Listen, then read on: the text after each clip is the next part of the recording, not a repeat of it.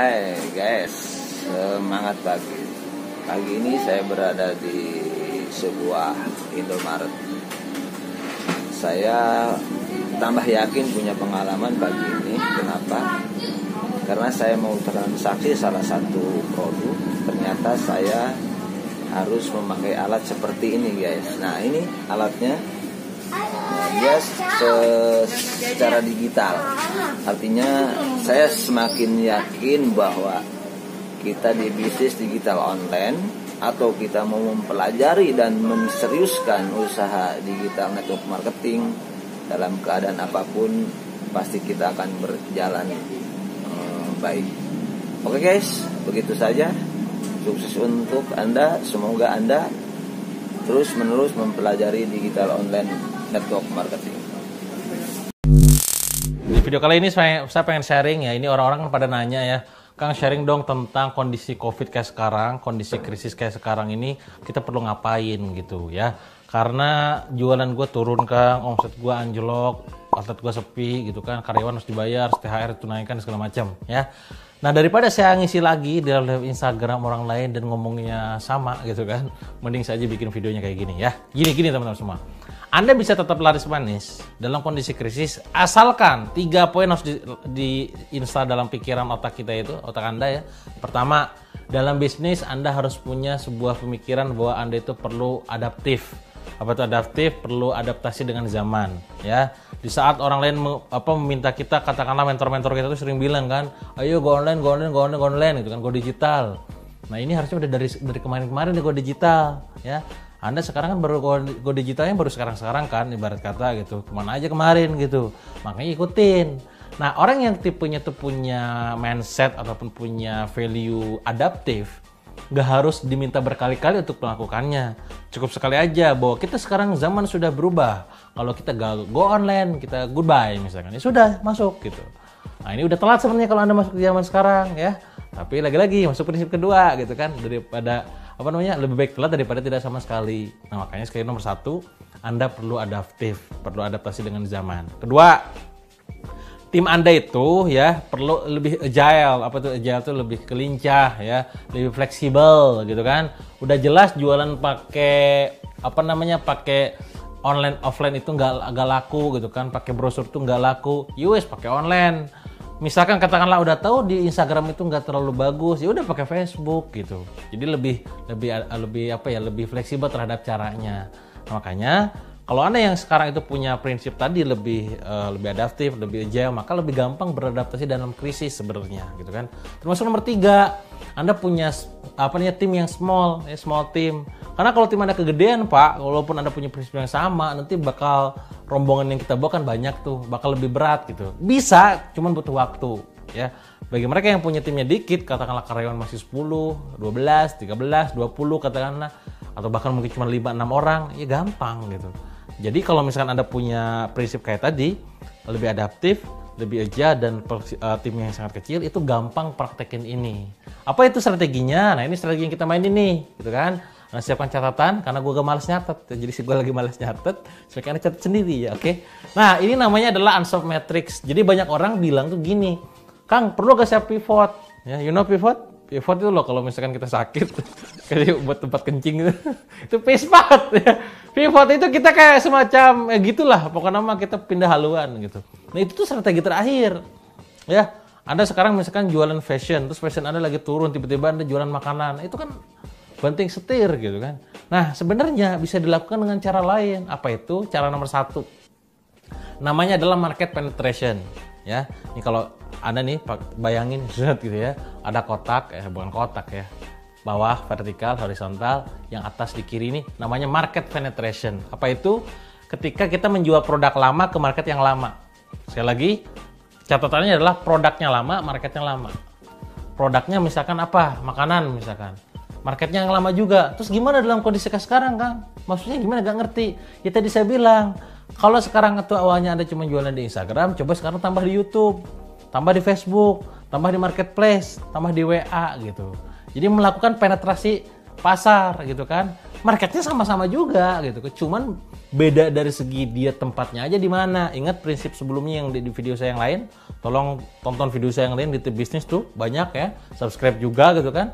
Nah di sana saya pernah sharing juga bahwa setiap planet itu punya aliennya masing-masing. Instagram punya marketnya gitu kan. Facebook punya marketnya.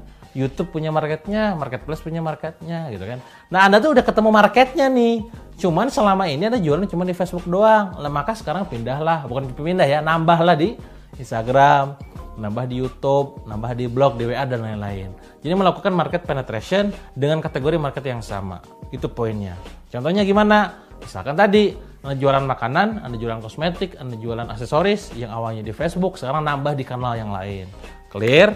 Itu nomor 1 ya. Nomor 2 itu di kiri bawah ya, set bawah gitu kan. Nah apa itu market development? Bedanya apa dengan yang sebelumnya? Di market development ini produk yang Anda jual adalah produk yang lama juga. Yang beda adalah di market yang baru. Loh, apa bedanya sama market penetration? Yang market baru berarti kategori si marketnya ya, karakteristiknya itu beda. Bisa jadi channelnya beda. Bisa jadi segmennya juga beda. Gimana contohnya Kang? Contoh real langsung studi kasus supaya Anda kebayang. Saya pada saat kondisi krisis gitu kan, saya coba bantu kawan saya nih gitu kan. Kang, kita lagi kondisinya pandemi nih, omset kita anjlok dan segala macam. Yowes, gimana Mas? Ini saya ada produk gitu kan. Akhirnya kita jual tuh produk bumbu buat makan ya, namanya bumbu ireng ya. Bagi Anda pengen jadi distributor silahkan klik link di bawah gitu. Nah, itu kita jualan tuh gitu kan. Qadarullah alhamdulillah teman-teman semua, singkat cerita kita jual dalam sebulan tuh lebih dari 100.000 pieces gitu. Kok bisa kayak begitu? Karena tadi kita sebenarnya ini bukan pivot loh. Ini sebenarnya bukan pivot kayak semacam drastis banget. Sama aja karena produknya sama-sama bumbu ireng juga gitu kan. Terus bedanya apa? Bedanya adalah cuman bisnis modelnya. Apa itu? Si market kita develop. Yang awalnya itu kita cuman jualan di market geografis. Misalkan saya domisili di Bandung. Makan di tempat daerah Bandung doang kan. Berarti ada outlet warung ini hanya bisa dimakan oleh orang Bandung dong. Benar nggak? Kalau misalkan buka di Malang, Surabaya di Surabaya. Dengan adanya perubahan bisnis model, maka semua orang bisa menikmati. Caranya gimana? Produksi bumbu kita kemasan, dibuat kemas, di package gitu kan dengan cara frozen food ya.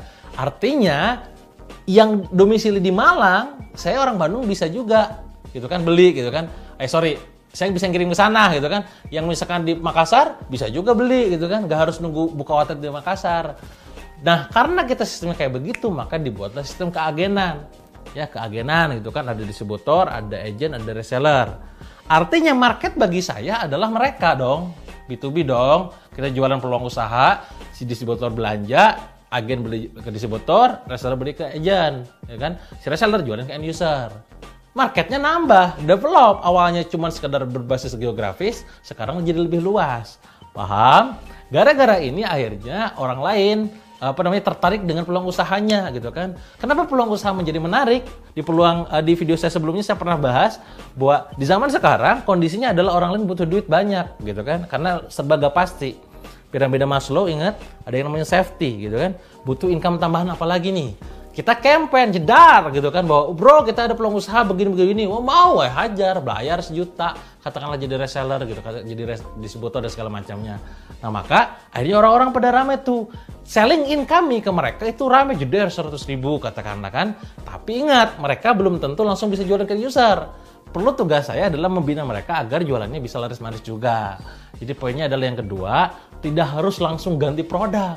Produk lama pun dikemas dengan kemasan yang berbeda, strategi yang berbeda, cara jual yang berbeda, masih bisa laris manis gak karuan. Itu nomor 2 ya. Nomor 3, apa yang bisa dilakukan sama Anda pada saat kondisi krisis begini supaya tetap laris manis? Yang dinamakan dengan product development. Di bagian kanan atas, apa itu? Produknya baru, marketnya lama. Nah, perhatikan. Produknya baru, marketnya lama. Kalau yang barusan, market development, marketnya baru, produknya lama. Developmentnya nempel ke ini apa namanya yang baru tuh yang develop. Market development berarti marketnya baru, produknya lama. Product development produknya baru, marketnya lama. Kebayang? Ulangi lagi coba nanti. Gitu ya. Oke, catat ya. Bedanya apa? Karena produknya produk baru, kita menggunakan market yang lama, ini cenderung lebih gampang. Berarti gimana caranya supaya bisa gua apalagi nih bisa jual ke market yang lama? Hajar aja jual gitu ya. Hatta misalkan, kalaupun misalkan ya teman-teman itu menjual produknya tidak sesuai dengan kategori. Contoh studi kasus supaya Anda makin kebayang lagi. Kami di BR gitu kan, karena kondisi ini pasukan nih kosmetik kami kan lagi pada turun nih kan, kondisi corona ini orang nggak ketemu orang gitu kan, nggak cipika-cipiki, nggak bisa eksis dan segala macamnya. Setelah tidak disadari, pembelian lipstick, pembelian bedak yang awalnya repeat order setiap bulan akhirnya jadi 3 bulan mungkin gitu kan. Wah, orang-orang pada gak semangat dong. Distributor masih mungkin bisa kita pegang, tapi kalau di reseller mereka butuh makan harian. Wah, saya butuh duit cash cepet dong. Nah, akhirnya apa yang kita lakukan? Ya udah product development. Kita jualah propolis gitu kan, kita jual sambal. Dengan pasukan yang lama gitu kan, kita kasih produk yang baru, laku. Makanya pas kita bikin kayak sambal aja, sambeli namanya itu kan, pas produk sambal ini dipublish ke publik, terutama kepada pasukan, itu repeat order PO-nya aja udah nyampe 50.000 pieces gitu. Apa poinnya teman-teman semua? Kalau Anda punya pasukan, kalau Anda punya database, sebenarnya tinggal lempar ke mereka aja, udah laris tetap kan. Yang jadi masalah nih ya, yang kasihan itu adalah mereka yang dalam kondisi krisis, mereka gak punya database, mereka gak punya list gitu kan, mereka gak punya aset digital, mereka gak punya pasukan, ngarep laris, ini pusing gitu kan. Itulah pedagang gitu. Jadi hikmahnya adalah banyak di dalam corona ini ya. Iya juga ya, gue kemarin cuma sekedar ngegedein bisnis pribadi, gak berbagi peluang sama mereka, gak punya database, gak pernah melakukan yang namanya pendataan aset digital. Ya wajar kalau sekarang pusing gitu. Itu pelajaran berharganya. Nah, baru yang terakhir itu namanya pivot yang orang lain kebanyakan mikir. Apa itu? Diversifikasi. Apa itu diversifikasi? Ketika produknya baru, marketnya baru. Produknya awalnya hijab, marketnya market hijab, tiba-tiba kuliner kan beda, Pak. Paham? Contoh studi kasus supaya makin ada kebayang ya. Misalkan dalam bisnis, saya tuh aliran diversifikasi. Catatannya adalah pada saat Anda merilis bisnis baru, harus punya tim baru juga, brand baru juga, ya. Secara emosional brand tetap harus buat baru juga. Contoh, gampangnya gini. Saat saya garap namanya Billionaire Store, dari Billionaire Coach, itu sama-sama billionaire loh. Kenapa saya pisahkan? Karena marketnya beda, gitu kan. Market datang seminar, workshop, sama market baca itu beda. Dan saya melihat bahwa ini bisa diduplikasi, bisa di scale up dua-duanya. Ya sudah, saya pisahkan. Timnya beda. Satu PT kiblat, satu PT sinergi. Buat PT beda, tim yang berbeda. Ini yang sama-sama niche bisnis. Apalagi niche yang lain. Contoh, dari mulai Billionaire Store, saya pindah ke Billionaire Cost, pindah Billionaire Store. Bukan pindah, ya nambah ya. Dari Billionaire Store, saya buat yang namanya mesin kreativitas. Apa itu produk digital gitu kan. Ini juga jadi beda gitu kan. Marketnya bukan market yang katakanlah dikirim produk. Makanya jangan heran ketika ada market saya di sebelumnya, Billionaire Store katakanlah, beli produk saya di mesin kreativitas. Kang, kapan dikirimnya? Dikirim apaan, Pak? Itu produk digital gitu. Karena secara persona market sangat beda gitu loh. Makanya dari sini kita perlu tim khusus, kita riset khusus, develop CS khusus dan segala macamnya. Dari mesin kreativitas pindah nambah ke Salihah hijab market. Hijab juga beda lagi. Masuk ke kosmetik beda lagi. Masuk ke bagian makanan beda lagi. Nah ini timnya harus beda semua gitu loh. Yang fatal itu adalah ketika teman-teman menggunakan tim yang lama untuk produk yang baru, di bisnis yang baru. Nah ini yang disebut kalau gak ada kan. Mikirnya gini, logika sederhananya katakanlah saya punya HP misalkan satu HP ini bisa ngasilin 1 miliar gitu kan. Anda mulai mikir rakus nih, oh gila 1 miliar satu HP gitu kan. Satu bisnis 1 miliar. Kalau saya punya 2 bisnis 2 miliar dong gitu kan. Sesederhana itu kan mikirnya kan. Ternyata tidak, saudara-saudara gitu kan. Anda bisnis lah yang kedua dengan manajemen yang sama. Berharap naik 2 miliar. Pas bikin manajemen yang sama, gak ada bisnis baru, jalan bisnis baru. Yang ini masalah, yang ini malah turun omsetnya. Yang harapannya 2 miliar malah jadi cuma 600 juta tembusnya di total dua-dua itu gitu. Nah ini yang terjadi kesalahan di lapangan. Nah makanya pada saat Anda pengen diversifikasi produk, perlu pikir matang-matang ya. Sekarang kondisi corona, kondisi krisis, gimana perlu gak sih Kang kita diversifikasi? Monggo aja asalkan Anda siap gitu kan. Timnya siap gak garap market yang baru ya.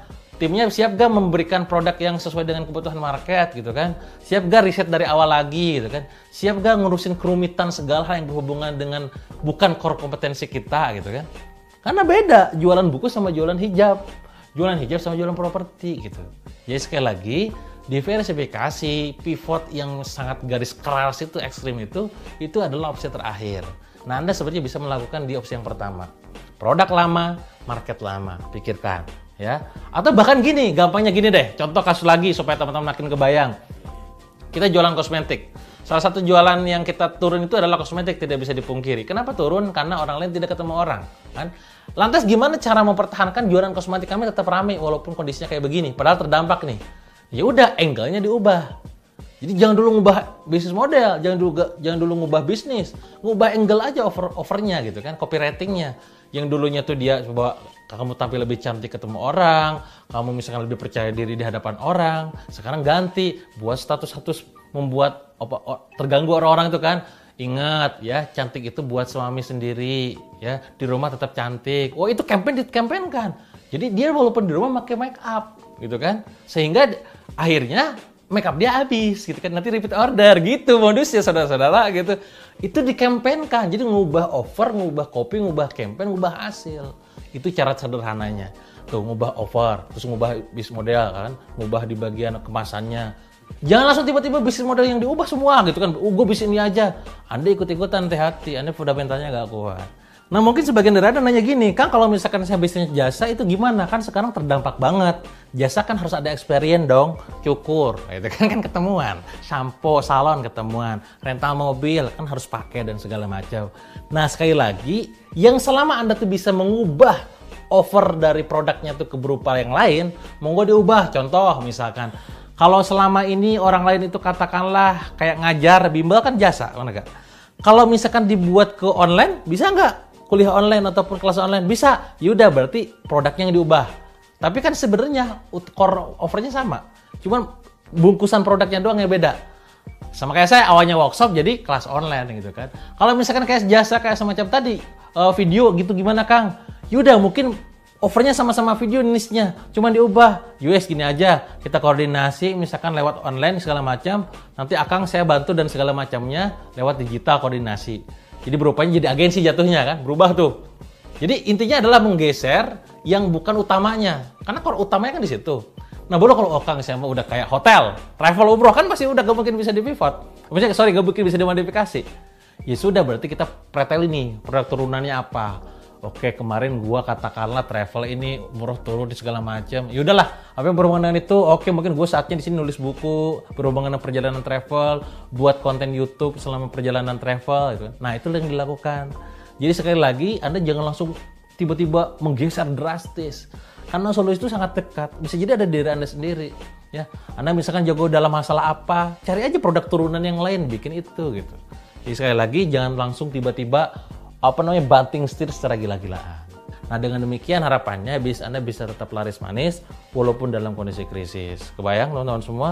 Silakan Anda ulangi lagi nonton video ini sebelumnya ya. Nanti sambil nonton ulang Anda catat di komentar kalau ada pertanyaan gitu kan. Dan jangan lupa share ke teman-teman yang lainnya. Karena saya yakin banyak orang di luar sana yang membutuhkan video ini ya, karena mereka kebingungan, gitu kan, galau dalam kondisi saat ini dan membutuhkan insight berharga dari kita semua. Sekali lagi silakan share dan jangan lupa untuk mendapatkan update informasi tentang tips bisnis saya selanjutnya, jangan lupa di subscribe dan bunyikan loncengnya. Sampai jumpa di video berikutnya.